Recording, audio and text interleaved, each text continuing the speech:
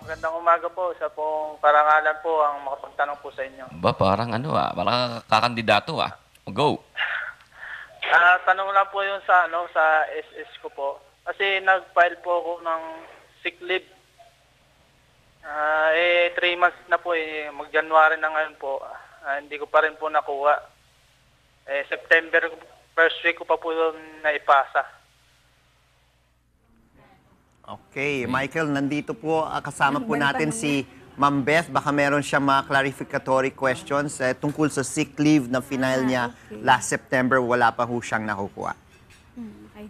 Kung ikaw ay employed, kailangan pagka na-notify na ng employer mo ang SSS tungkol dun sa pagkakasakit mo at ito'y naaprubahan, so ang dapat niya pag reimbursement, ikaw ay advance niya ng payment. Kung ikaw naman ay self-employed, voluntary, kailangan yung diretso mong pagpapile ng sickness sa notification sa reimbursement. Isang form na lang yun, kakaiba dun sa employed na pagpapile ng sickness. So kung employed ka, dapat notification muna at pag na-approve na siya, kung ilang days, ibibigay mo yun sa employer at ang employer siya na ulit magpapile nun, tapos bibigay na sa'yo yung reimbursement. Kasi sa reimbursement, kanya mapupunta yung pera. So dapat ina-advance yun. Opo. January na po ngayon. Employed po ako nung after ko po kasing sa mga third week po, nag-resign po kasi ako.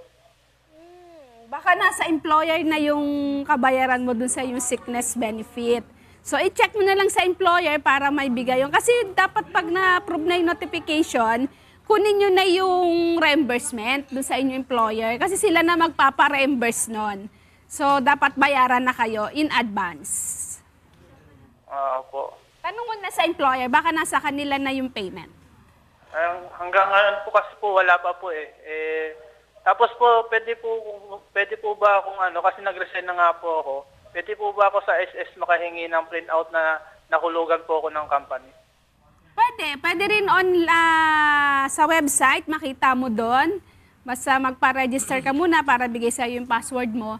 So, pwede rin sa nearest SSS, kaya lang makikita mo lang doon yung total summary, doon pagka sa SSS branch.